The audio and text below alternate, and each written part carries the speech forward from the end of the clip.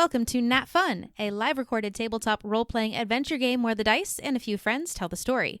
My name is Jackie, and I am your game master tonight, or as my friends might say, your evil game master tonight. But I am still joined by a few friends, so let's roll into some introductions.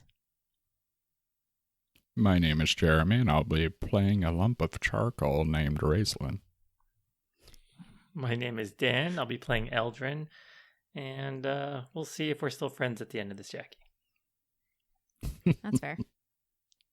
My name is Erin, and I will be playing Edwina, probably for the last time. On that cheery note, with great enthusiasm from the NatFun bunch, we're going to get started with some shout-outs.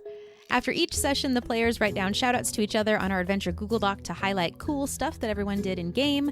It's a fun way to support each other, mention great character moments, and of course, earn GM inspiration. We're going to be using a randomized spinner to pick a couple today. The first one will grant the recipient GM inspiration, and the second will grant the person who posted it GM inspiration. And drum roll for number one is... number one! All right, so this is from me to Dan. Just really appreciate you doing everything you could in combat, using your potions, the sneak attack, trying to make sure everybody was staying up, and taking some hits there. So, thank you. I think my hits have all been trying to run away. I didn't know that dragon could still attack me even though I was disengaging, so that's fun. Legendary actions. They're only legendary when it's not against you. Thank you, guys. The next one would be the Mighty 4. This was from me to Aaron, and it was just to say that I appreciate the way you went all out in combat to kill this dragon. I felt like you were showing some impressive courage, and yeah, I mean, just running in, hammer raised, ready to throw down, consequences be damned. And they're always damned. That. Well, Raceland is anyway. I'm not even going to ask for a vibe check at this point. It's somber. Yeah. It's like going to a Yeah, funeral. we're starting on a low. I think we're all just waiting to die. To be fair, if that were the case, there's plenty of other times I could have TPK'd you guys up until now. Oh. She was pulling her punches, and now we're getting the full effect. And we also gave the GM inspiration. So, what are we doing over here, guys? Try to be nice, and she kills If it makes you feel all. any better, I used it last time and rolled a lower number, so now I understand your pain on the GM inspiration side of things. So that's gone. Wait, did you use it for you, or did you use it for... Did the conduit use it? He used his, didn't he? The dragon used one, and the conduit used one. Okay. Because the conduit had gotten your Dan to Dan one, because you guys rolled for it, and then you guys gave the GM one, so I used it on the dragon, and it rolled a lower number. But Then it worked as planned. oh, in that case, would you like to give me another one? No. Once was enough. Vigorous head shaking Okay. over here. It might even be enough that you can hear it in the microphone, all the headphones rattling. So that is a point of GM inspiration to Dan/Eldrin and a point of GM inspiration to Jeremy/Raceland. Thank you, guys. Thank you. And now we jump into our synopsis, which if you didn't hear last episode, will explain why everyone is so somber. In our last episode of When Thunder Rolls,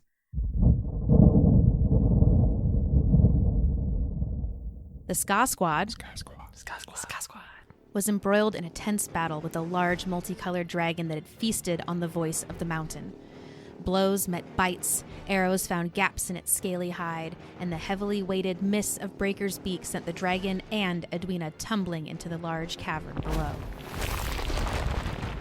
The conduit slowed their fall and bolstered their resolve. This ends here. They boldly leapt into the chamber below to assault this monstrously evil and now multi-headed creature. It seemed the more damage they caused to the monstrosity, the more dangerous wormling heads erupted from its body. An overwhelming fear set deep within nearly all hearts. It wasn't long before multiple brave heroes were engulfed in its fiery breath. Things couldn't possibly get worse, right? The walls of the cavern began to shake. Dirt and small stones began to fall loose onto the ground, and erupting from the cavern wall, another voice of the mountain appeared, with its youngling by its side. This foul dragon monstrosity hadn't won yet. With voices by their side, the SCA Squad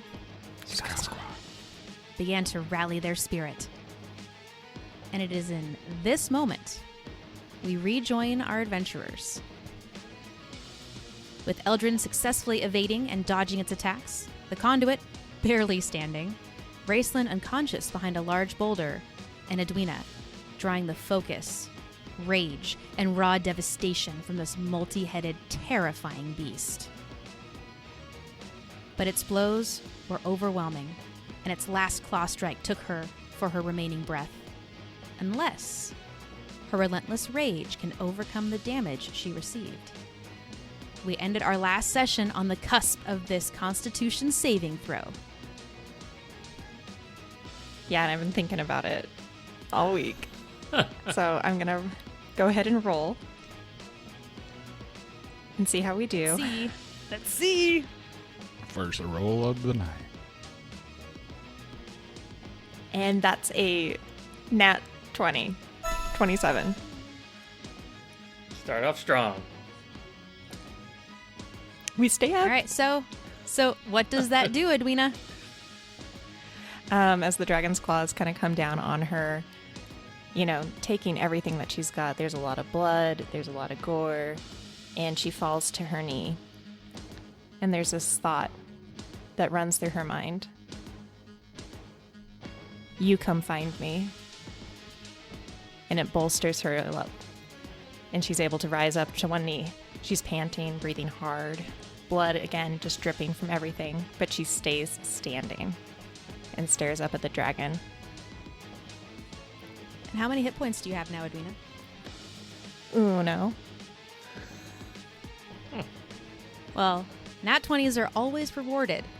So, as you drop to your knee and hunch down and have that passing thought, this monstrosity looks away from you, assuming it finished the job,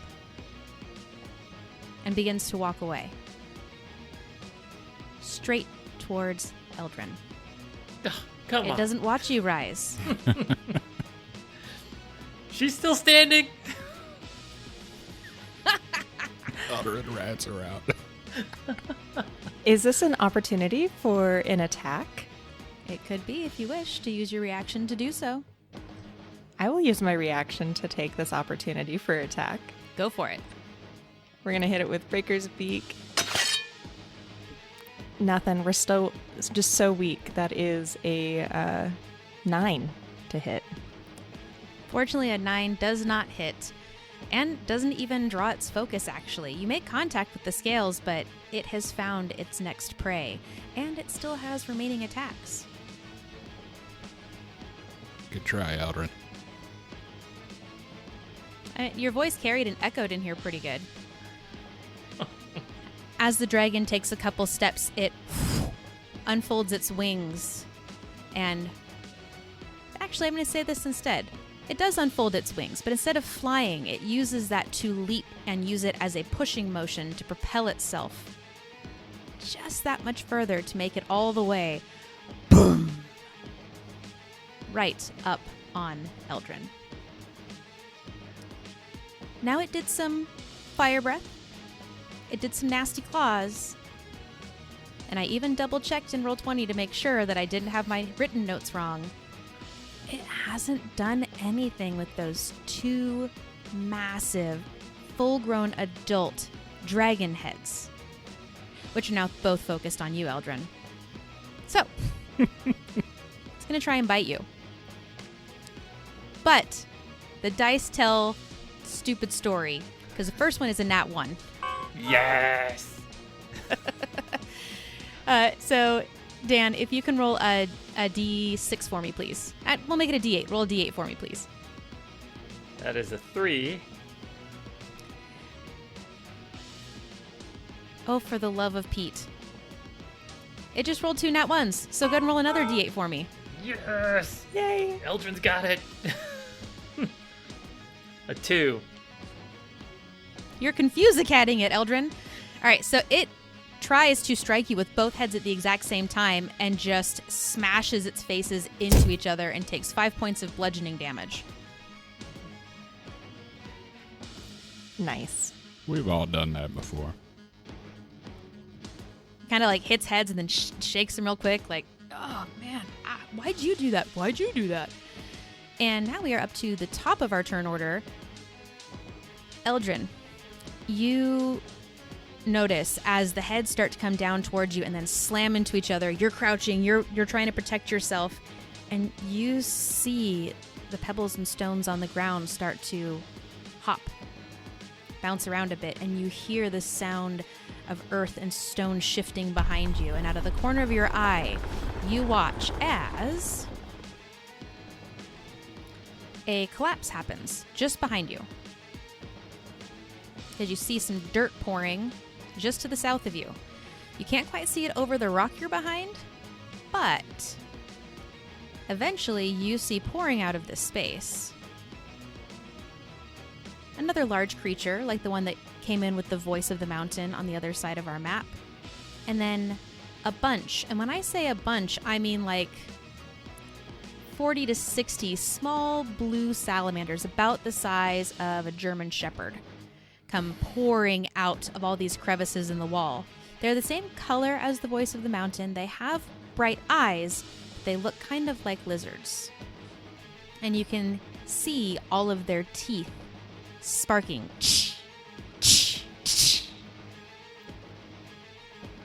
Their entire turn was moving, though, so they came out into the space. And next we have the voice of the mountain. They are going to rear up and stand a good 10, 12 feet up in the air with their torso and a couple of their legs up, the rest of them holding on. And they're going to look at the dragon. I need to do one quick thing. Okay. And then they are going to use their full movement. They are just going to be able to make it right up onto this dragon. They're going to stay about 5 feet off of it because they actually have a pretty decent reach. And they are going to throw their head down and try and take a big old chunk out of this dragon's side. They rolled a 24, which does break the dragon's armor class. And they are going to bite into its left chest, just above, sitting over its rib cage. Bite in and then start thrashing their head around, just kind of like a crocodile would do if it grabs some prey. They're going to cause 28 points of piercing damage. Yes. And now we are at the conduit. Actually, before we do the conduit, one other note I have right here is that we did not do our fear check saves. I double-checked everyone's last turn. The Conduit, Eldrin, and Raceland were all afraid of the dragon. At the end of your turns, you did not roll an additional wisdom saving throw to see if you kept the fear condition, or frightened condition. So if you all want to make that throw, except for you, Raceland, you can't make it you're unconscious. You're automatically afraid because, you know, Yep, you're automatically still afraid. dying Oh, in he's purgatory. not afraid of anything because he's not conscious. Oh, and actually, I did look it up to see if you lose it when you're unconscious, and multiple descriptions said, you're not afraid while you're unconscious, but as soon as you come to, you're terrified again. Well, that's what I was So you're kind of not thinking. wrong. When he wakes up, he's going to be scared to death. But for now, he's pretty chill. You wake up and you take 1 point of psychic damage. Ah! Wake up and take one poop in your pants. So that's a wisdom saving throw. Conduit rolled 18. What did you get, Eldrin? Rolled an 11. Actually, it would be a 4 because I have disadvantage. So 4, sorry. That's right. You're so tired.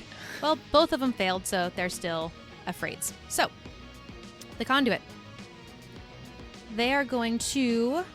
They're right next to Raceland behind the rock where the fire came down upon them. The conduit is going to grab a ring on his finger and mumble for a brief moment and then reach down and touch Raceland, and he's going to cast Cure Wounds. So, Raceland, you are no longer unconscious. You can erase any death saving throws, failures, or successes you have. It's totally reset, and you come up with 8 points. 8 hit points.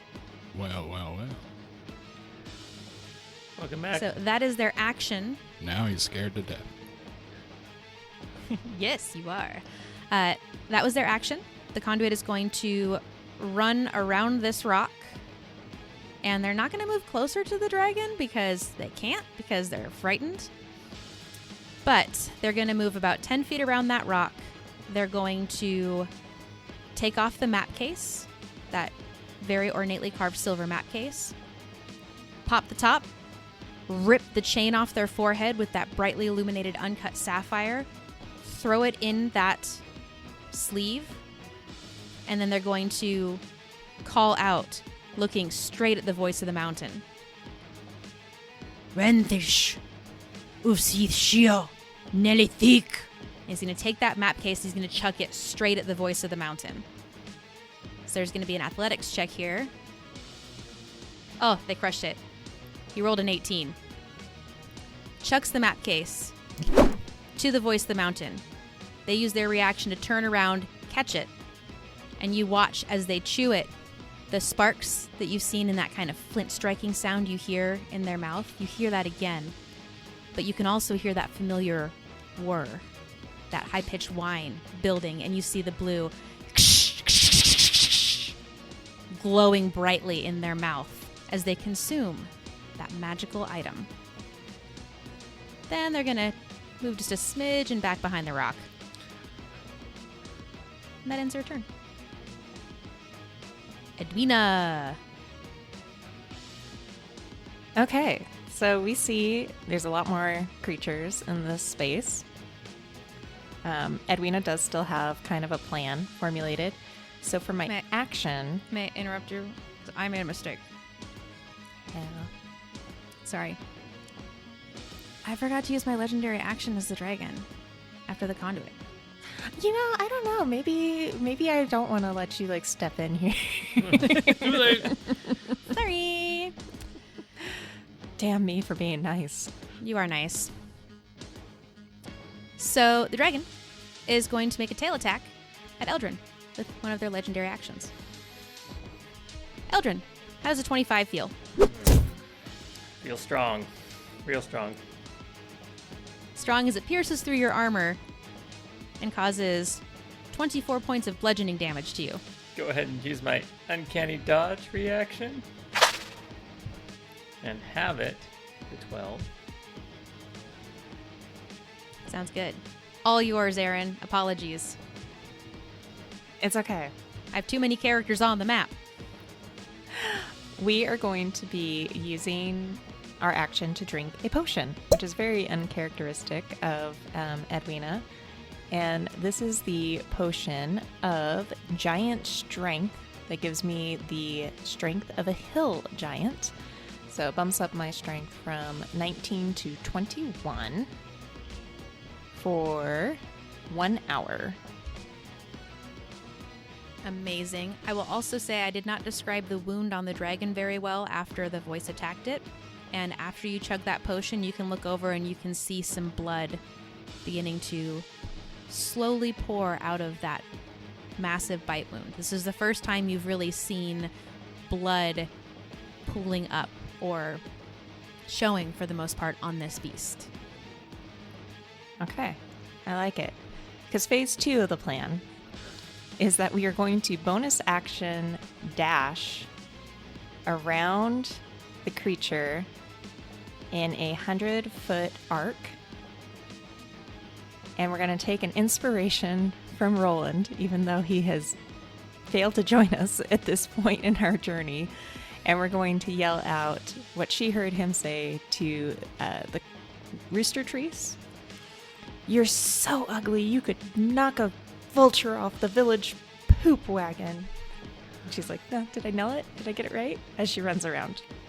So, no attack, we're just drinking the potion and hoping that we will get attacked on the next turn to keep the rage up.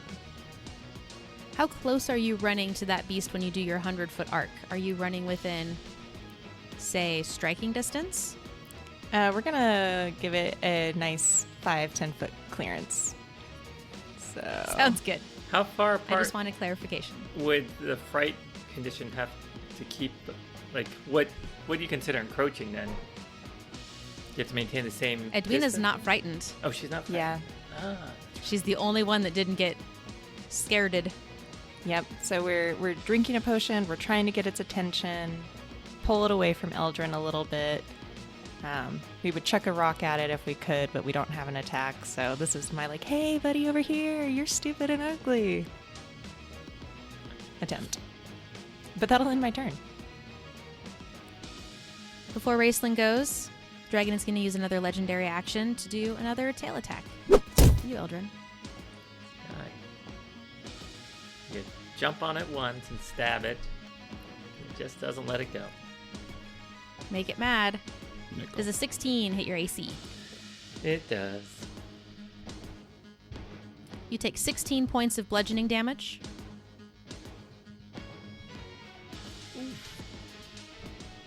I'm waiting for an and. So was I. That's it. And 38 points of fire damage or something. You know, that's just. Ooh, I didn't think of a fire tail. Give me a minute.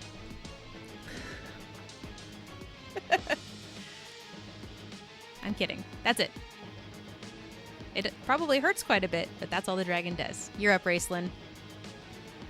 Raceland is going to move over to this little spot here, and which is about, 10 feet northeast of where he had been standing, just enough to get out from behind the rock and make sure he's not going to be firing in a path that would hit the voice of the mountain, or the current voice, I guess.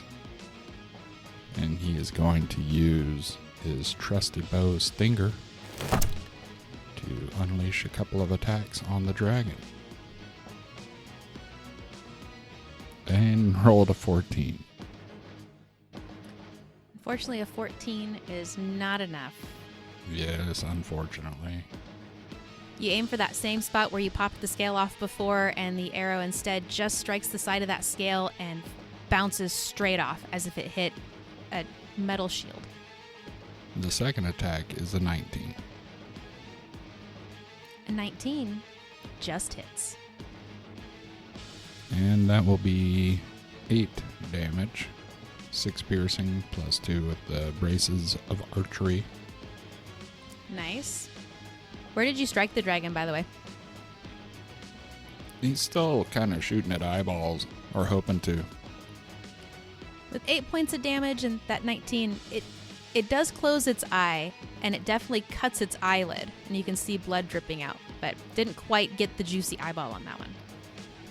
Yeah, I think his hope is to go through the eye and into the brain and kind of knock him down in one shot. Obviously, that's probably not going to happen, but I think it's the least protected spot on the dragon. And then Raceland is going to move back behind his rock, and that will end his turn. Do you have any healing potions there, Jeremy? Negative. Ooh, okay. So, Eldrin, right before you go, No! one of the dragon heads is going to lean down and look you square in the eye, and you can see drool coming out. Acidic drool coming out and sizzling on the ground. And the other head is going to try and lunge and snap at the voice of the mountain. It's a little bit split on its focus. It's going to make a tail attack on the voice of the mountain, not you. She's just being so mean tonight. toying I'm with not us. being mean. The dragon is being mean. It didn't even get distracted by me running around like a crazy person. Not so much. Oh. Oh, But it does attack the voice of the mountain for 16 points of bludgeoning damage. At least nothing that you can discern from where you're currently at in the current moment in time. And our little freeze-framey 6-second rapid stuff going down. But that is all 3 of its legendary actions, and it's now your turn, Eldrin. oh, good. Staring at the face of a black dragon with dripping acid out of its jaws. Psst. Psst. Eldrin is going to go ahead and down the last greater healing potion he has. Real quick here with his bonus action. For 15 points. Nice roll. All right, let me add that. That is an incredible roll. Good job. Yeah. All right, needed that. And he's going to go ahead. Let me run this by you. If I cast invisibility on myself, can I disengage without disengaging? As I disappear. I mean, it technically would have disadvantage on any hits that it tries to do because it would have seen where you were. Yeah, as it going invisible doesn't mean they don't know where you were. And you would make sounds as you go away. So because it's literally staring you in the face, it would probably try and lash out and take a snappy snap. All right. It would have disadvantage, like Aaron said, but Instead, how about Misty Step? I'm there. It's teleportation, so basically from one spot to another in an instant. Misty Step, I believe they cannot take an opportunity attack. I think it says it in the description. They cannot take an opportunity attack on Misty Step because it is a teleportation. Let's double check that real quick. Correct me if I'm wrong. It doesn't say specifically about it. It's a very short description. Briefly surrounded by silvery mist, you teleport up to 30 feet to an unoccupied space that you can see. So, I looked this up for a different campaign, and I'm pretty sure that teleport does not grant opportunity attacks. So I will just say you can Misty Step. all right. Eldrin's going to go ahead and Misty Step 30 feet away to the southwest towards the other rock, and then he'll go ahead and go around the back of that other rock with his remaining movement and hopefully be out of the dragon's interest for at least the next round. And that will end his turn. All right, and although we have the homebrew rule that a healing potion is a bonus action, it is not exclusively a bonus action to down one. It just allows you to drink it faster. So since Misty Step is a bonus action spell, I interpret that you used your action to do the healing potion. Oh yes, either way. However, I figure, could I do Misty Step as an action? Potentially? Does it make, or is it all? What is the casting time of the spell? It is one bonus action. So is it always a bonus action? Yeah. Yep. Okay. All right. Then You're still action good. to That's down more for the potion. listeners at home. We do have a homebrew rule that you can do a healing potion as a bonus action, but there's no reason you couldn't do it as an action too. So All right. I think it explains why you got such a great roll on that healing potion. he took more time. Right? Next up is the mid-sized voice, the kind of tall, lanky, more serpentine-like version that's not nearly as big as the really, really big guy. It's going to just charge straight up to the dragon with its full movement. And it is going to curl its back and bursts of lightning shoot out from its body, this massive energy purge in a 15-foot cube, which Edwina is just barely on the periphery of, and I believe everyone else is clear. And the dragon has to make a dexterity saving throw to see if it can avoid this attack, which it fails. Rolled a 12.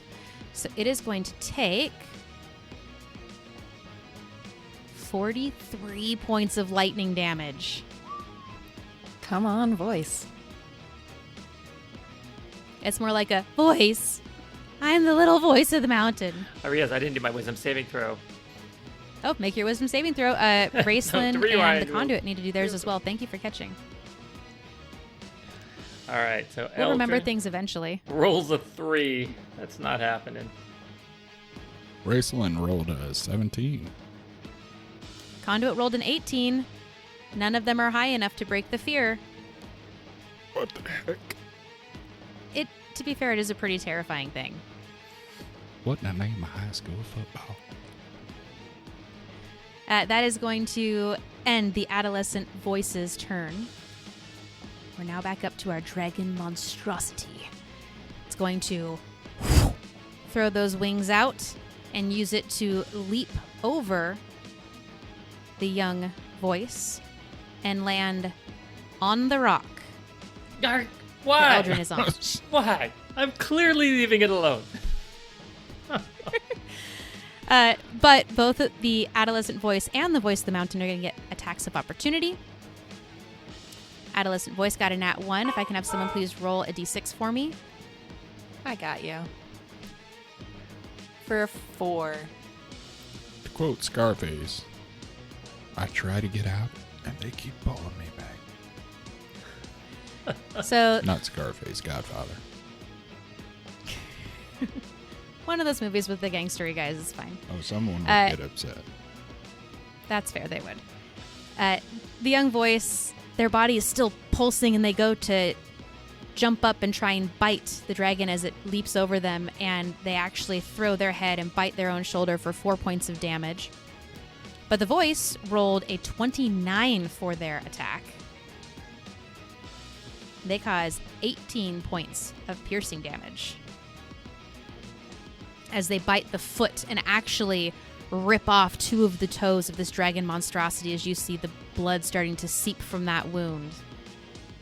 But now they're standing front feet on this rock, about 6 feet tall, back feet on the ground, one just oozing blood with every pulse. It's starting to look pretty rough now. And it's going to look down at you, Eldrin. The first attack that it does is going to be from the copper wormling that is sticking out right between those 2 heads. And it happened to recharge its breath weapon. So I need you to make a dexterity saving throw for me, please. All right. With disadvantage, an 18. You're still a super dexterous guy. So you're going to take half of 15 points of lightning damage. That would be 7 points of lightning damage. This is an area effect, Yep. so I can take no damage on if I'm successful on it.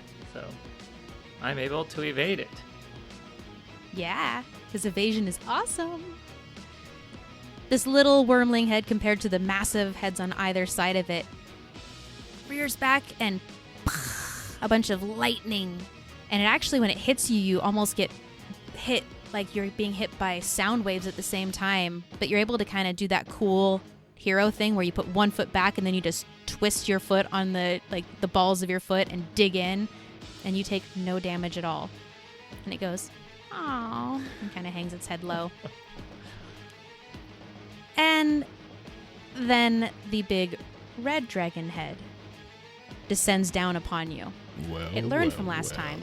They're not going to attack at the same time. It's going to try and bite you. That's a 19. That hits. You take 16 points of piercing damage and 8 points of fire damage.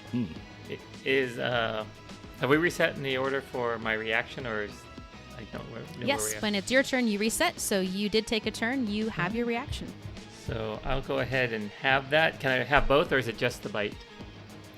I believe you have the whole attack. All right. So that was 24 points, you said? Affirmative.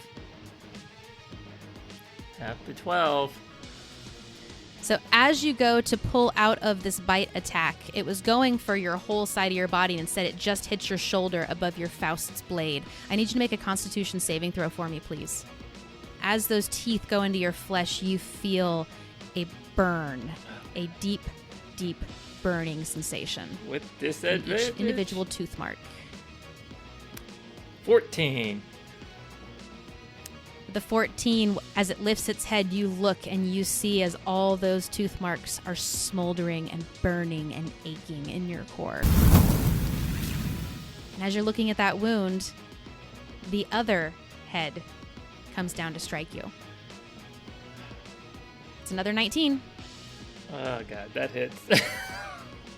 Bye, Eldrin. That is going to be 13 points of piercing damage plus 3 points of acid damage for a total of 16 points of damage. It's twice the points I have, so Eldrin is down. All right, Eldrin is unconscious. We have done little dragon head, 2 big dragon heads. We still have a little red dragon on the side, but it can't quite reach Edwina. It tries to lunge out and snap, and it gets within just a couple feet of you, Edwina, but can't make contact. You watch as it tries to tilt its head back and go, but instead it just goes, and a little bit of smoke comes out. That is an amazing description, Jackie, and I want to get a little crunchy here. Would you say that that dragon attempted to attack me? Absolutely it did. Got within just a couple feet of Awesome. you. Then we keep our rage. There you go. That's fair. Since it got within a Can couple you- of feet of her, does she get a A little no. attack Like, of opportunity? Yeah. She gets an opportunity attack, but can you remind me of something, Aaron? What is half of 1 hit point? it is 0. So Okay. I just wanted to make sure my math was right on my page over here. But yeah, you can also do an opportunity attack if you so wish. I mean, I will always take an opportunity attack. Breaker's Beak. This is some BS right now. That is a 12. How many points do you have right now? Not many. So Aldrin's down with 0, and Raceland only has 8. You have 8 times more than I do. It's not going well. No. The group And I has keep less- rolling less single-digit 3s. territory. Like, what's up with this? Like, come on. Right? Between the 3 of us, to Aldrin's point, Dan's point, we have single-digit hit points. Mm-hmm. We said very early on we were going to do level 12. I'm not complaining. We're going to be dangerous. I'm just making I'm an just saying observation. everything that can hit you guys has rolled really, really bad up to this point. I'm It's just making an overconfident. observation. With that being said, though, this beast still has more attacks. Well, hell. Has a couple claws. And although the little red wormling is focused on Edwina and making Edwina ragefully mad, this big beast is really focused on Eldrin. Aldrin's It's going to put all of its Eldrin's weight down. on its left claw, grip the stone, and slash out with its right claw. So there's some really interesting things at play here. So Eldrin is unconscious. Eldrin is prone. Therefore, the dragon monstrosity has advantage on this attack roll. Any melee attack roll on a prone creature or an unconscious creature is an automatic critical hit, which means it doesn't just count as 1 death saving throw, it counts as 2. So the first attack with advantage is a 32. Nice, over double my armor class. Please mark 2 failed death saving throws, Eldrin, on your character sheet. Jump into 2. As it slashes your body, it shifts its weight. The claw that just drove through your core now grips the stone as the other claw raises up and swipes down. Come on, 1. Well, you know what? I have to be honest here. Full disclosure. It did roll a nat 1. But because it has advantage, it also rolled a 17. Beats my armor class. Go ahead and check that last death saving throw, Eldrin. No. Now, there is one thing at play here. I mentioned many episodes ago that Dan earned something very special. A GM boon, which is something unique that we do. And there's a piece of information that you messaged to me, Dan, that I don't think anyone else has figured out yet. So, we have a private Discord channel. I'm going to ask Dan to jump to that channel for me so that you can make a decision on something. Right. Aaron and Jeremy will be right back. After these messages, we'll be right back.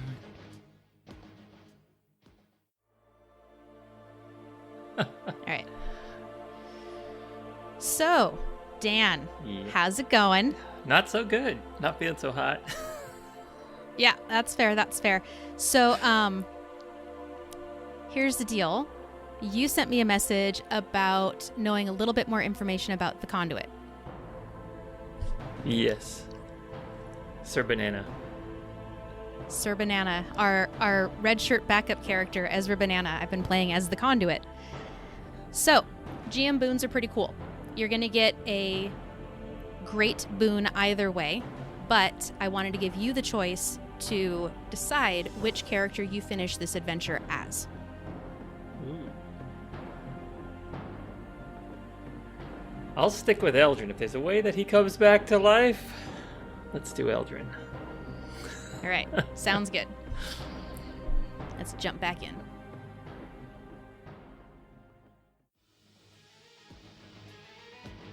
Oh, that was quick.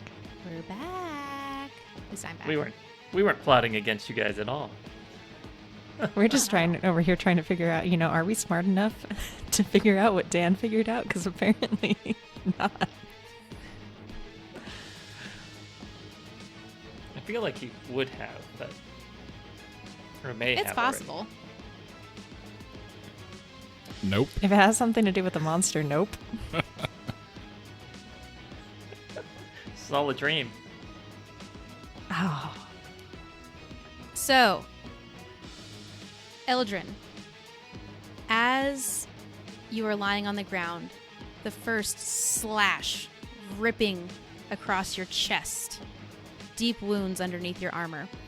Second claw strike, making a perfect X mark, and all four claws raking the opposite direction. But as it passes by and strikes your Faust's blade, there is a very tarnished gem that had been painted over to match the metal of your blade. As its claws strike that, the gem lets off a bright golden glow as you feel air come back into your lungs. Please roll 2d8s for me. All right. Come on, 88. Eldrin rolls 9 total, 3 and 6. You are still on the ground. You are conscious. You can clear all of your death saving throws. Everything's been reset for saves and death saving throws. You have 9 hit points. And you can get a free attack, doesn't even count as a reaction, with your Faust's blade as that bright glow temporarily blinds the dragon for a brief moment in time. Well, hi there, Nat friends. Your old friend Roland here. I had to take a few moments out of my own busy adventures to see how our friends in the SCA Squad are doing. Not so good just now, but I think they'll be okay. I know they'd be a lot better if I were there. But can you be there with them? Can you get some more friends? Maybe leave a rating or review? Let them know how much you really enjoy their adventures. And by all means, have your unseen servant go get you some popcorn just like me. And with a flourish, we're back to our story.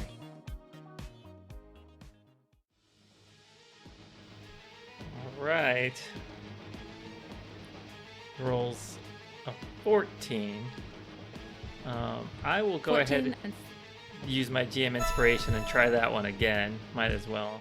And do it, and it's just one roll. You don't have to do disadvantage. One roll to rule them all. 23.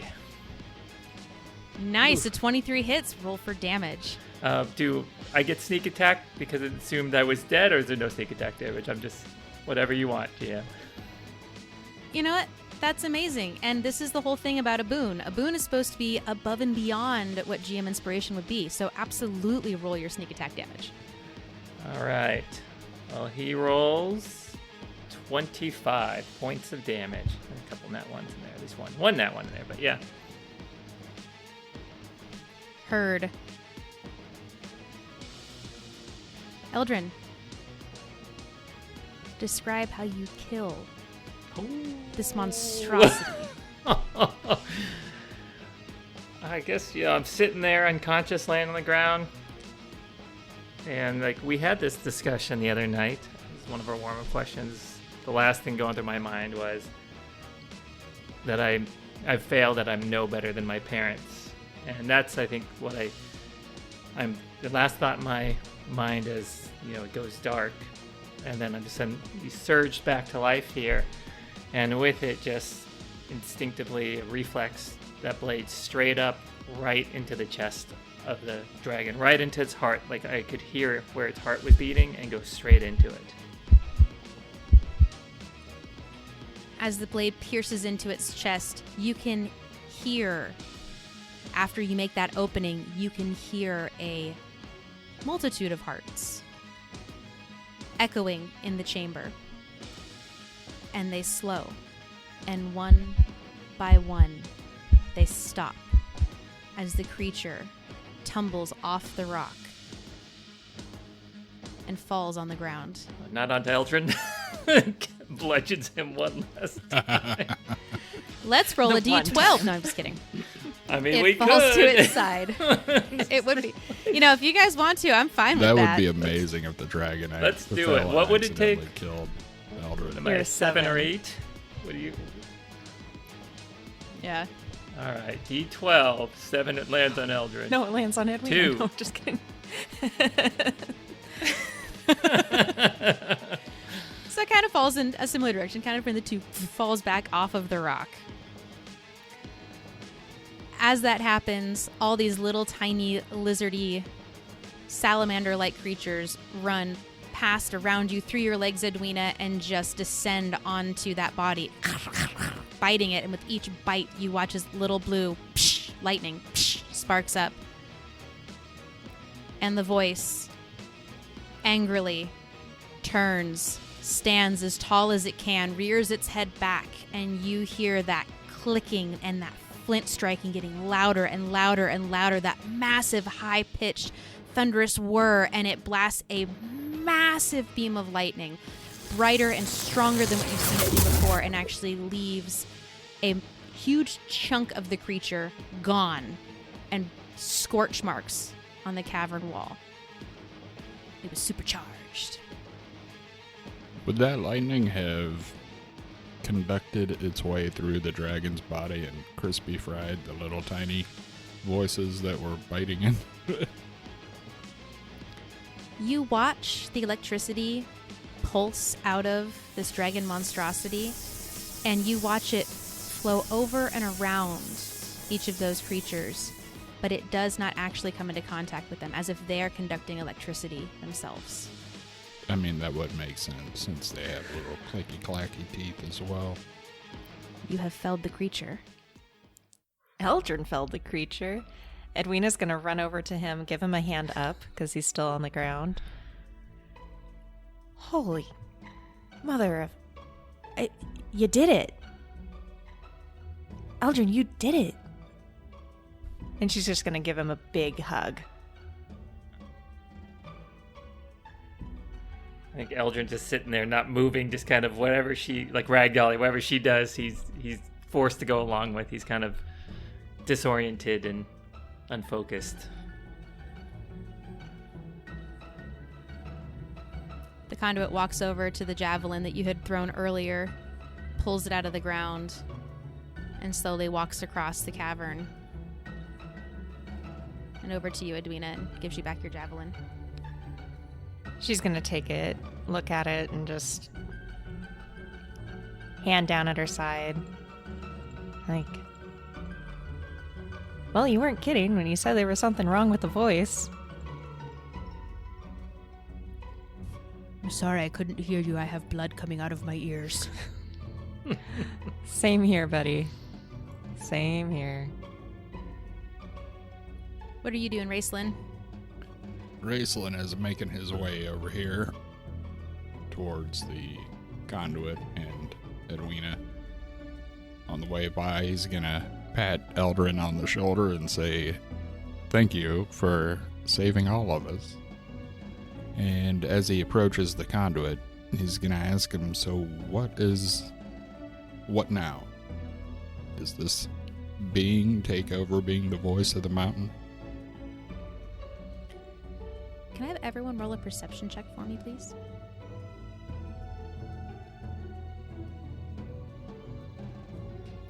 That tracks. That's a 1 for Edwina. Eldrin rolls a 12 with his disadvantage. Raceland rolled a 12 as well. Are we still scared, by the way? You are not. I took off your token markers. Yeah, once the source So of your does that fear mean- dies, you are no longer afraid of it. Can roll a normal then. And that would be an 18. Which is nice, but we go with the first one, which was a 12, which is still okay. The conduit rolled a 7. But, Eldrin and Raceland, you guys notice the openings that these young voices burst through. The earth is shifting. You're seeing dirt piling up.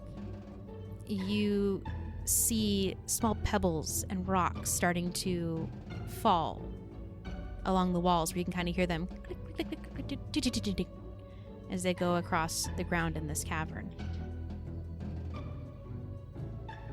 I think we should get out of here.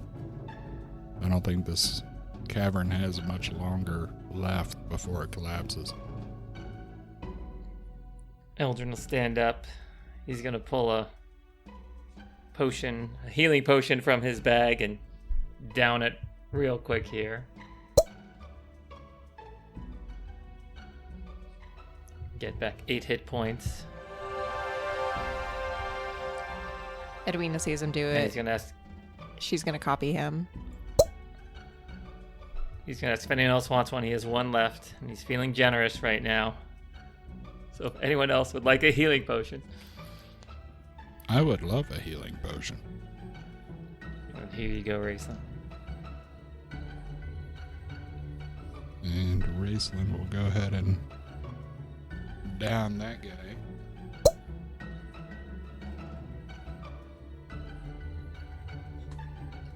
That's 8 more points. Yeah. Conduit's going to pull out a potion as well and do a greater healing potion. Holding out on us. If I can have 2 people roll a d12 for me. I got you 1 for 9. Okay. And, well, Oh, Raceland Jeremy got beat in there you to it. first. Yeah. Unfortunately, that was a 5. Okay. Dan, can you roll 2 d8s for me, please? Rolled a 4 and a 3. Okay. So the 9, that gaping hole above you guys, you catch out of the corner of your eye a massive clump of dirt with a pointed, jagged stone on the bottom, a stalactite, falls about 4 feet away from the voice. The 9 o'clock position. Crashing down onto the ground.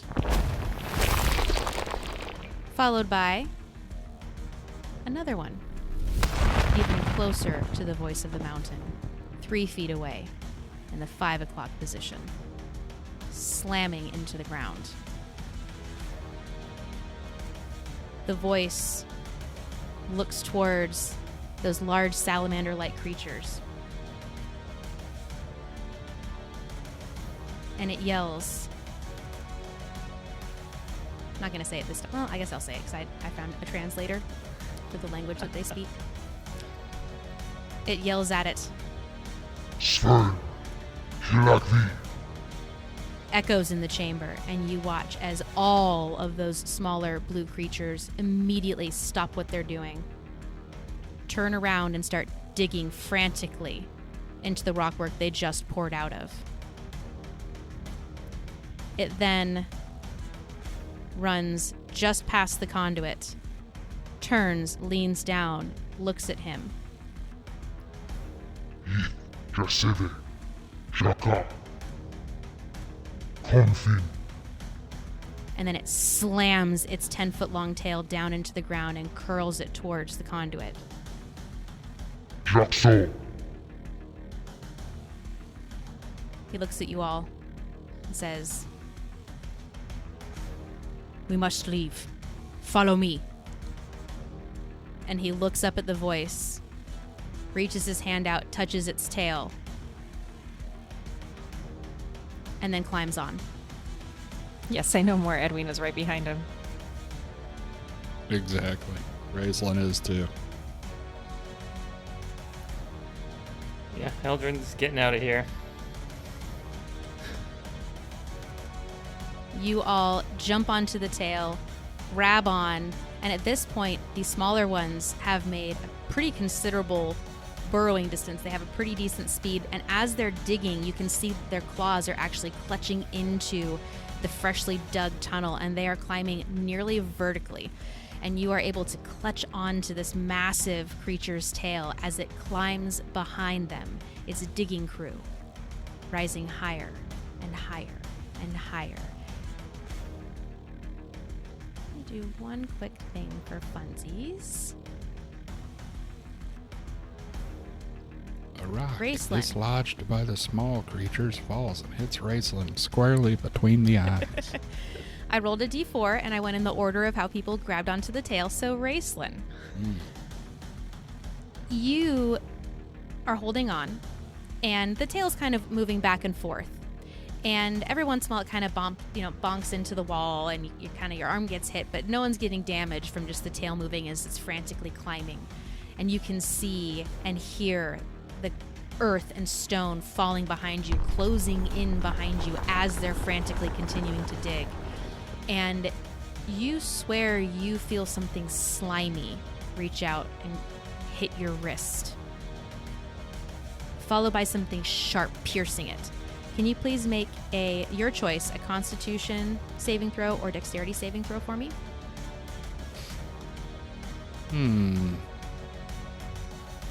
We will go with Dexterity. Oh, and that is an 8. You try to get your hand out of that slimy feeling, and you feel that sharp pierce, and you were grabbed by, remember that thing I talked about that had the beak? A grick. There was one in this tunnel that got disturbed and just panic attacked you. So it attacked you with its tentacles for 13. Is your AC, what's your AC? 16. It misses. All right, tentacles touch your hand a little bit, but latch onto your leather armor and don't find purchase. But the beak was an 18. So you do take 3 points of piercing damage right in that soft spot between your thumb and your index finger.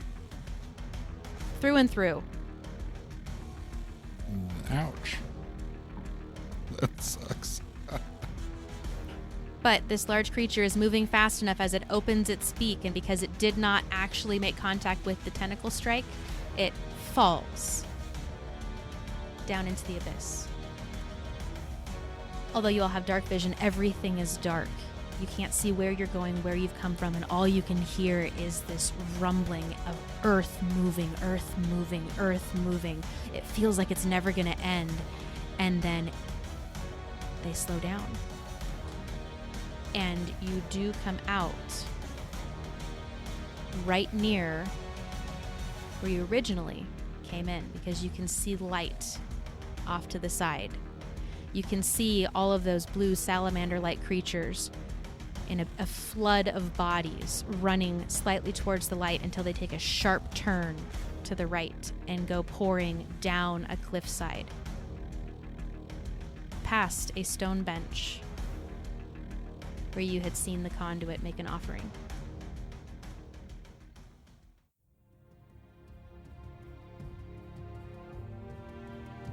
The conduit steps off.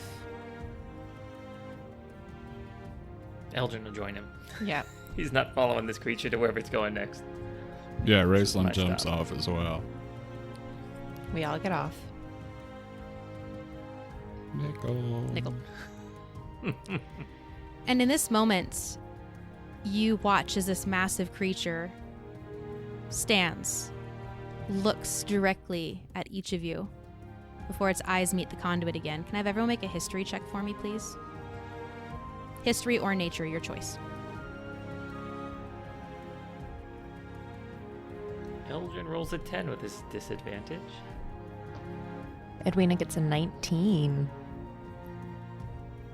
Nice. I would love to, but roll 20 has decided to freeze up. Oh no. Which one were you going to roll? I might be able to Nature. aid you. Nature? It's just currently spinning. Yeah, mine was having issues looking stuff up. They just updated it. Oh, well, yeah, take hers. Well, if you're good with my roll, it was a nat 20. I'll take it. All right, sounds good. Can you roll for me too, Jackie? The dragon got like 2 or 3 nat 1s. It got double nat 1s. So are you sure? Are you so sure about that? Edwina, you look at this creature and you feel like you've seen it somewhere. Or read about it somewhere. Or someone read to you about it somewhere, but you just can't quite figure it out. Because the DC was 20 on this. Eldrin? No idea. Nope. I stayed This away thing is from ridiculous. The thing they had there was ridiculous.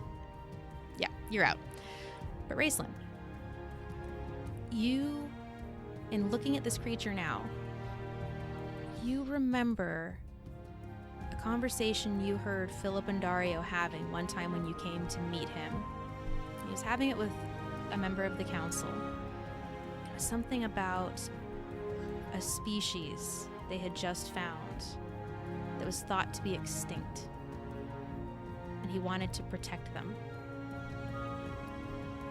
And you remember hearing the word Behir. And after that meeting, you did a little bit of digging. You got a nat 20.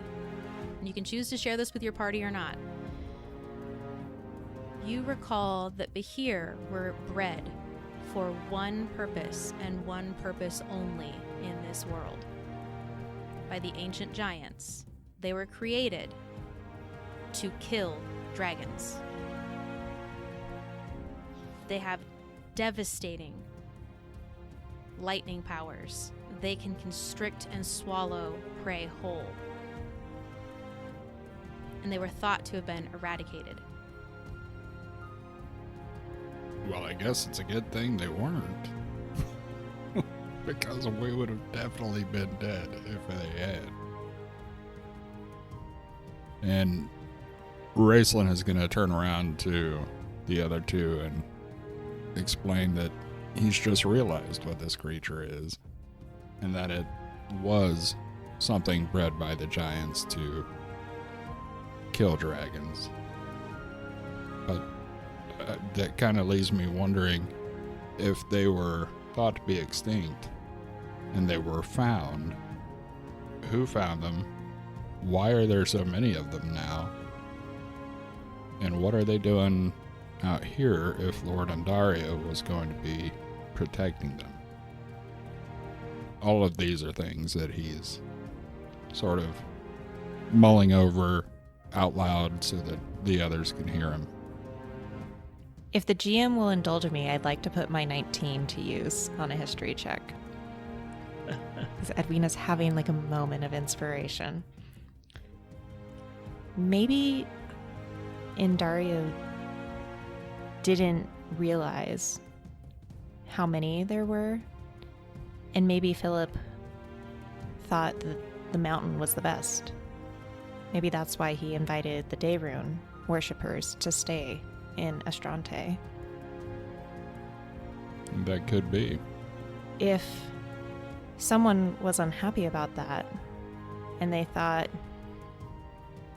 if they could breed a dragon or make a dragon that could take out the last of the Bahir, that might be what we're looking for. And we all can think of one special person who might just be capable of that. I guess we need to go see Sir Archibald Magistrate. It's time to go kill that guy. I think we should take time to rest. And as you say that, the Bahir starts to not just crouch down, but kind of come down in thundering waves, because it's able to, in how long its body is, it's able to stand up and rear up over 10 feet tall. So it and leans and looks at the conduit.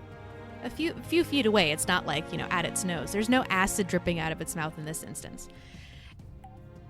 But it looks at the conduit and says, Yith me ilastea. and then turns, walks over to the edge of the cliff, and scampers off the edge and straight down into the abyss. The conduit turns to you all and says, "They said we are balanced. We helped them. They helped us." Does that mean we're all good here? Things are going to go back to the way they're supposed to be? I must pray on this. I could do to rest for a brief moment before we leave this place. Definitely. If you feel it is safe to do so. I could do to rest the whole night.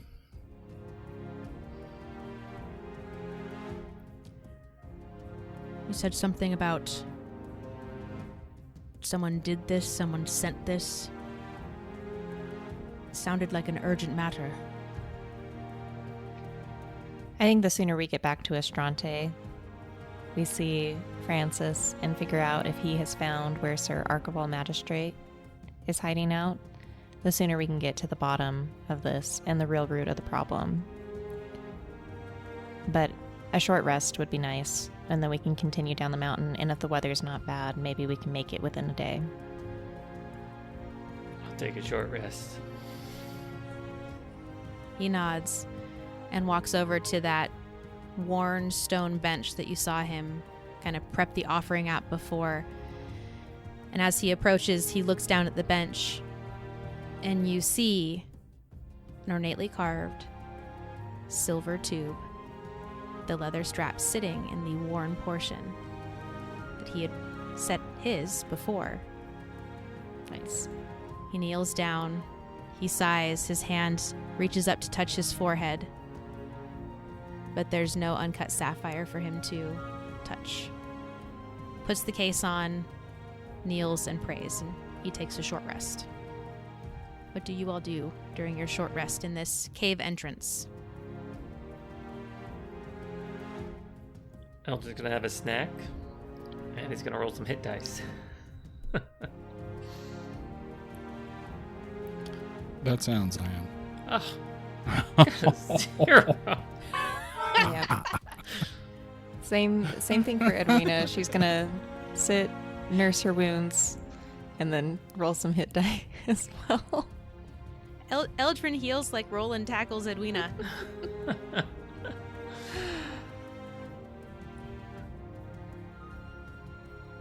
I just want to hear what those rolls were, Eldrin. I'll do them all in a second. Yeah, we'll let you guys get the total. We're mathing right now. Yeah, insert Jeopardy theme music here.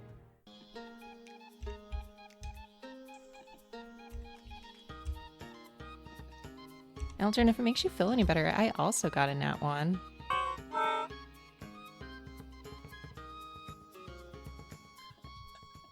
Eldrin rolled 8 hit dice for a total of 39 hit points, and he did roll 3. Well, they would have been 8s, but with the negative modifier, 3 7s, so, offsets that 0 quite nicely. So he's at least back up to 58 or 56 hit points of his 58 allowed. Raceland rolled 6 of his 12 hit dice and got a total of 44 points to put him back up to 57.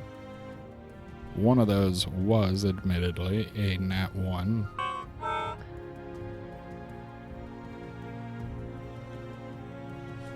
The conduit rolled 9 hit dice and regained 56 hit points. Not quite full, but almost up to full.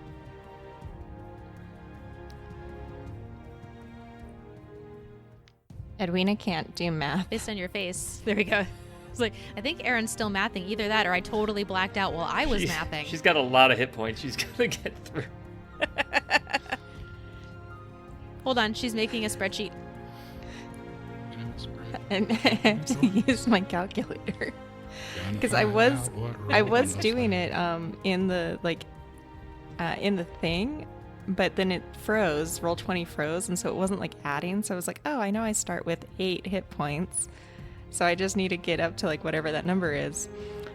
We've rolled 6 hit die, and we got back 49 hit points, so that brings us up to 57, which is not even half, but we'll take it. You are all able to successfully take a short rest. At first it's a little unnerving because you can hear kind of it sounds like a bit of a thunder coming up from that cylindrical cliff area, because all those little pitter-patter of little voice feets are going away. But the further they go, the quieter the sound gets. It was just echoing up that chamber. About 10 minutes go by. The conduit is still kneeling, kind of shifts his weight. Another 10 minutes go by. A little more. And eventually he kind of reaches back and scratches his leg, and you all are able to notice that on his ankle, just above his ankle, he has a tattoo. It doesn't look like any of the other tattoos he has, which are very tribal looking with jagged lines, deep blue. This is a very tacky, thick black outline, bright yellow tattoo of a banana just above his ankle on his right leg. Ezra? Banana. So I have to ask, who here knew that the conduit was our backup redshirt character, Ezra Banana? Really? Oh my god, my mind is blown right now. I did not know that. I'm curious as to how Dan knew that. We were advised to brush up on the character sheet before going into all this combat and before we had encountered him, and then so I made note of his race and everything from that. And then when Jackie introduced him, I was like, oh, that could be the guy. And then when he said he was going with us, I was like, that has to be the guy. How else is she going to introduce him? So, yeah. I couldn't figure out how to have him just casually stroll into this giant epic battle in the middle of a mountain, so he had to go with you guys. It's why some of my rolls were so slow, because it was a full character sheet and not like a dumbed down NPC sheet. But yeah, Ezra Banana is the conduit and has been coming with you guys this whole time. Man, I totally missed so many of the things on here. Half orc. Mm-hmm. Like, I was just like, oh, cool. Like, he's got some spell attacks. If I get really, really low, like, I'll brush up on, like, what they do. But I just, like, skimmed it. Oh, God. It's all good. I was wondering if anyone was going to figure it out until someone became Ezra Banana. And when that someone had the choice, they stuck with their original character. I still had some plans for Eldrin. The only other thing that happens within this short rest is that Raceland and Edwina, your wrist starts to feel warm. Nickel. And as that starts to happen, Edwina, you also feel a throbbing ache on your legs where you had that bite wound. Eldrin, you notice a throb as well, and you both have been afflicted with a smoldering burn. I'm going to add this to the journal tab for you guys at the very top. I need Edwina and Eldrin to roll a d6 for me, please. That is a 5 for Edwina. And Eldrin rolls a 2. You each take that amount of fire damage from that smoldering burn. The conduit stands up, sees you all. Are you ready to go? Do you need any more healing? I have a couple remaining potions. I think we have some pressing matters to attend to, so I don't want to speak for the whole SCA Squad, SCA Squad. but I think we should hit the road. Edwina's gonna rub her shoulder and be like, yeah, I can probably keep moving, but man, this burns. Eldrin's just going to kind of conceal his wound and say he's fine. He's used to dealing with pain and things, so he's not going to think too much of it right now. Can't let it fester, man. The conduit steps forth towards Edwina. Let me see if I can aid you. He walks up and he grabs his ring, bows his head, mutters a couple words, and then touches the wound and casts Lesser Restoration on you. And for a moment, the burning fades. You watch as the blackened, burnt wounds start to clear. And then the moment passes, and they come back and ache. We must get you to the temple. There are those there that can do far more than this ring can. Yeah, that's a great idea. You know, my wrist is also warm too, and she's gonna look at it and see no bite marks, but she does see the leather cuff with the griffin symbols on it. Glowing. She is going to kind of hold it up, and then she's gonna try just like flicking her hand really quick to see if it does anything. When you flick your hand, some small stones fall off the front edge of the cave opening. And you hear in your head, oh, I need to walk carefully. My master awaits. Hello? Do you say this out loud or do you think it? I say it out loud. Of course Edwina says it out loud. Master, I am here. Who is this? How did you get this number?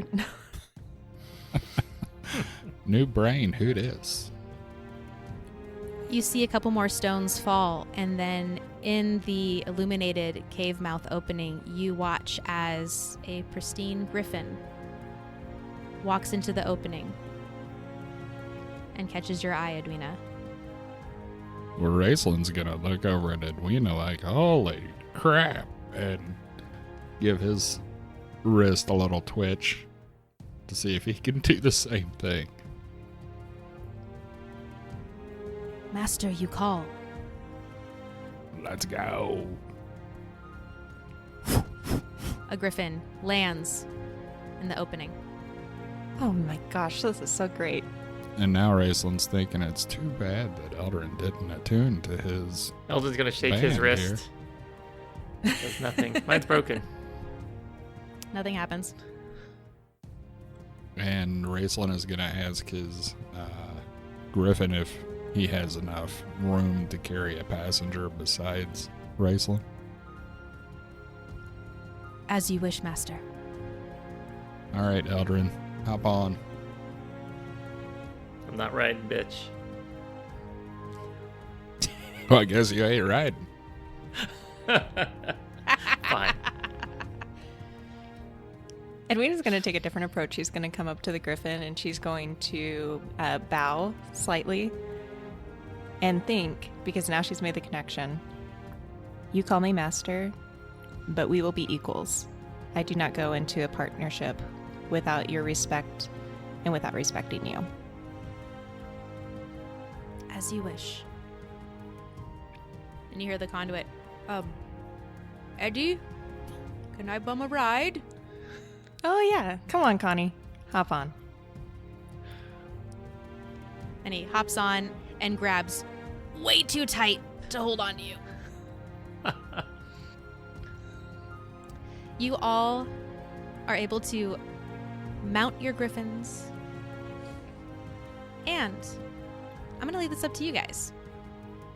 Because what person as a kid growing up didn't imagine at some point what it would be like to literally fly like a bird?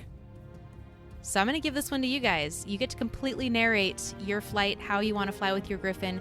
You are telepathically connected to these creatures. At least Edwina and Raceland are. You think it, and they do it as if it was their own compulsion. They are here to serve you. They do fly 8 miles per hour, and they must rest every 3 hours unless you do a rapid pace, like a quick march style. Astrante is about 40 miles away, so it's going to take you 5 hours total to get back there. Although you have done an awful lot in this cave, you did wake up pretty close to the opening, so it is late day. You would get back to Astrante if you did that 5 hours around a little after dinner time. So, how do you want to fly back? Edwina's going to kind of pat the conduit's hand that's gripping onto her, and then she said, I hope you're ready for this, because I've been able to see like a bird for a long time, but I've never been able to fly like one. And then she's going to put her fingers into the feathers around the griffin's kind of neck, gently dig in, and say, okay, let's go. Raceland obviously has no idea about what Edwina has been thinking to her griffin, but player Or in Jeremy general. feels like quite the heel for Edwina giving such respect to her griffin. I just want to go on the record as saying that I respect griffins. And they do matter. Damn it. But Raceland is going to reach out telepathically and let his griffin know that they are in a bit of a hurry, but he also doesn't want the griffin to push itself to the point that it's detrimental. And so we need to get there, but I don't want you to push it. Just get us there as quickly as you can. And also don't get us there so quickly that we lose Edwina, because she might be out enjoying herself a little bit here. Woohoo! It's the never-ending story. Eldrin never envisioned he'd ever be on a griffin or anything like that. Certainly not behind me, baby. Terrified of heights, he's gonna go ahead and just be grabbing really hard on that scroll of Featherfall just in case. White knuckling it on the scroll. Yes. Heard. As your griffins take flight up into the sky, it is raining. It's kind of misting, but the clouds are light. You don't hear thunder rolling in the distance, and as you fly, the rain slowly fades away until that mist that you were feeling that was rain coming from the clouds is just the clouds, as the skies clear on your journey back to Astrante. Are you guys going to stop, or are you going straight to Astrante? Well, we have to stop for the griffins to rest, right? Your choice. Yeah, I don't want to hurt her. Okay. If you guys choose to stop, then I will need Edwina and Eldrin to each roll 6d6s for me, please. And take that much fire damage. Well, would Edwina's be any less because of what Connie did for her? Negative. It's been good knowing you guys. Eldrin took 26 points of fire damage. And Edwina got a 21. So we're down to 36. Now, you did have to stop and rest for an hour, and you would have felt the first 3 of those before you stopped. You are welcome to roll a couple hit dice if you so choose, or you can just soldier on. Yeah, I'm going to roll at least 1 hit die. Or solder iron on. Yep, and we're going to take that. That's a nice hit die. Because that was Unlike Eldrin's. a nat 12 plus 3.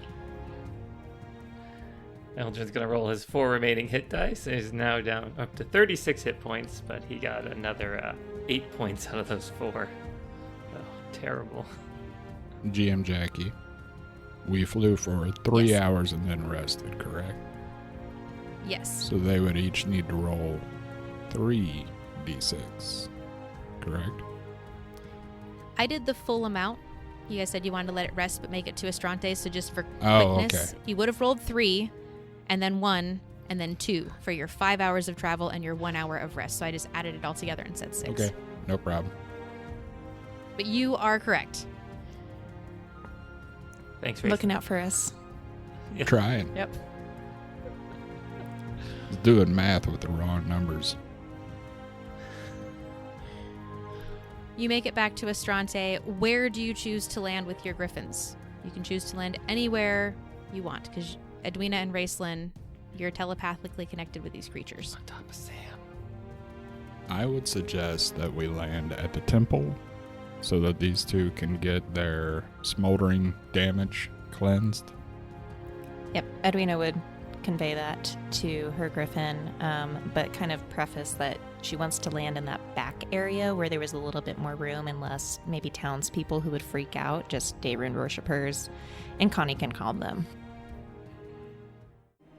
Sounds good. You are able to fly down, land, and the conduit hops off, runs into the temple, comes running back with a small gaggle of priests, and they come out and cast Greater Restoration on Edwina.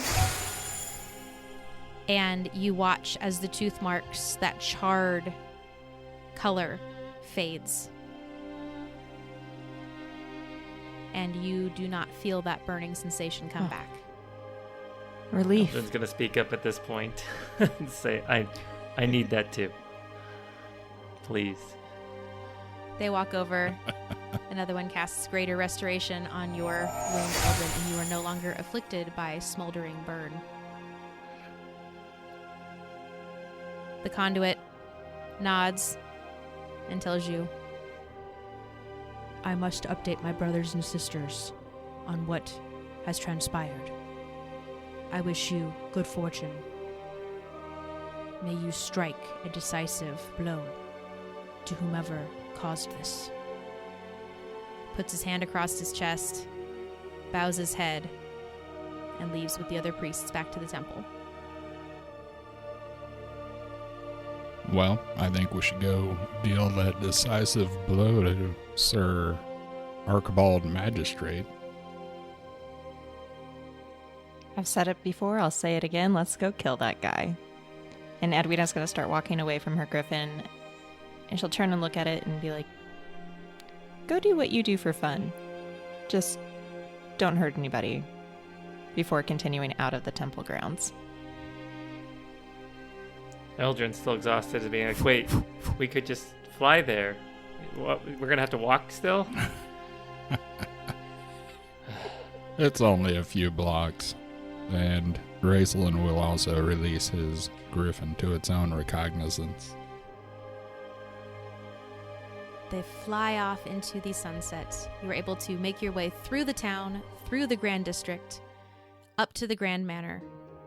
You walk into the entrance, and you see Beatrice and Lord Indario speaking in front of a fairly disassembled statue. What was the large statue of I think you called him Lord Pompadour.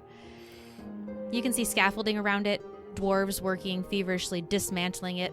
The Pompadour itself has been removed and is in the back portion of this room and being chiseled and worked on the other side of the bench statue that you had all divvied up your gold at. Lord Andario sees you and runs over.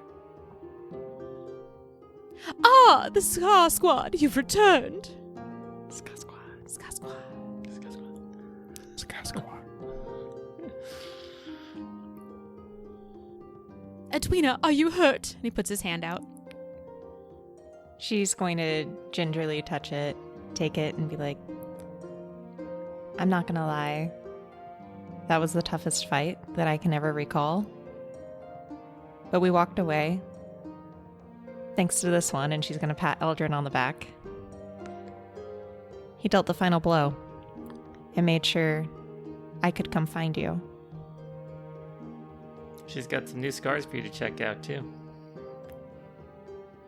Oh, yeah. You see him blush a little bit and say, Well, it sounds like you have great news. Nessie hasn't found anything substantial yet. But, Edwina, my dear. and he grabs your hand firmly. I have been a man of disregard. But now it is time to be a man of action. Edwina, and the SCA Squad too, you can follow. SCA Squad. Let's go confront Sam. Guards, on me! And he pauses and waits for you to take the first step. I've been saying for a little while now, let's go kill this guy. So yeah, babe, lead the way. Oh, got a babe. Nice. He blushes even more and he puts his hand on his cheek and starts to charge off straight towards the door leading to Sir Archival Magistrate's chambers. The young guards at the top of the stairs, you were all able to walk down with 8 heavily armored guards clang, clang, clanging their way behind you. Walk down the hallway towards the research headquarters or research chambers. You see the Raven Oh, shut up, Edgar. announce your presence. Open the door, and you see Sir Archival Magistrate's chamber. Looks a little bit in disarray. You see that his desk is covered in books and scrolls and some small crates, and you can see just his cap and his hair peeking out from the top of it as he's hunched over his desk. Lord Andario drops your hand and calls out, Sir Archival Magistrate! doesn't respond. Raislin is going to look over at Edwina and say, would you like to make this situation a little less complicated? Yeah, Edwina will walk up to the desk. Get him. She's going to hold out Breaker's beak in kind of a very threatening way. And be like, you're going to have a moment to explain yourself before we take action. He doesn't even look up from what he's doing. Lord Andario stomps over. A lady is speaking to you! He walks behind him, puts his hand on his shoulder, and then you all hear the faint sound as he looks down at his foot of a string snapping. Uh-oh. And on that note, we're going to end tonight's session and pick up here next week. Booby twap. Yeah. It's a booby twap, Dr. Jones. It's a booby twap. It's a trap! So Edwina still has murder blue balls Yeah, again. another week. Again. I think so. That's Just worse than keep- murder hornets. Keep left hanging. All right, guys. You thought the danger was done. Is it? Is it not? We'll find out next week. But until then, We hope you can find yourself a table, Or a computer. and some friends. So you can roll into your own NatFun. Bye-bye now. Bye. Bye. See you next week. Adios, suckers. I can't believe I have to wait a whole week to kill this guy. What am I gonna do in the meantime? Well, I guess I could check out NatFun on their Patreon. I hear they're even offering session zeros now at a flat fee. I don't know if that's gonna satisfy my bloodlust. Maybe I'll leave a rating and review on my favorite podcast listening network. Blood spattered ratings and reviews on Apple Podcasts. Do you think they'll ban that? I don't know. Well, either way, I can't wait to finish Sam off next week. Hope you tune in.